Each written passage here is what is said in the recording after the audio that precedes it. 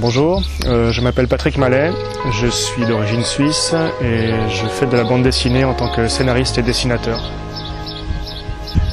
J'ai réalisé une série de bandes dessinées qui s'appelle Ahcab, qui raconte en fait la vie du capitaine Ahcab, le héros de Moby Dick de Melville, avant le roman. Donc c'est une série en 4 volumes qui part de l'enfance du capitaine jusqu'à l'âge adulte, jusqu'au moment où il perd sa jambe. Et je suis invité aujourd'hui pour dédicacer cette série. Là, je suis en train de réaliser une autre série d'albums. En fait, c'est une histoire complète qui est scindée en 2 volumes, qui paraîtra chez Casterman en 2012 et qui s'appellera Le Long Hiver.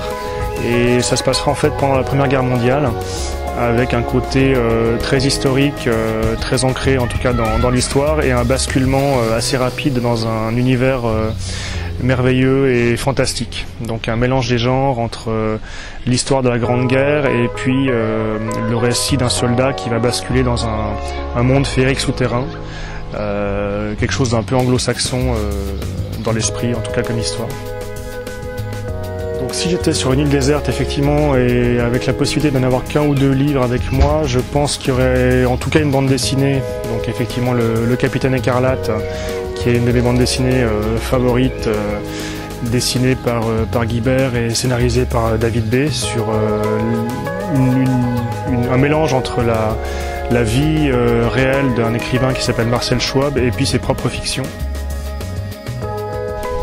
Quand on dit la mer, effectivement, il y a plusieurs choses qui viennent à l'esprit. Pour moi, il y a le mot littérature, parce que l'autre chose qui me vient à l'esprit, c'est que la mer, c'est un endroit sur lequel je suis pas du tout à l'aise. J'ai le mal de mer, ne pas avoir d'eau, pas avoir trop d'eau sous les pieds, j'aime pas. Donc voilà, pour moi, la mer se vit uniquement par la littérature.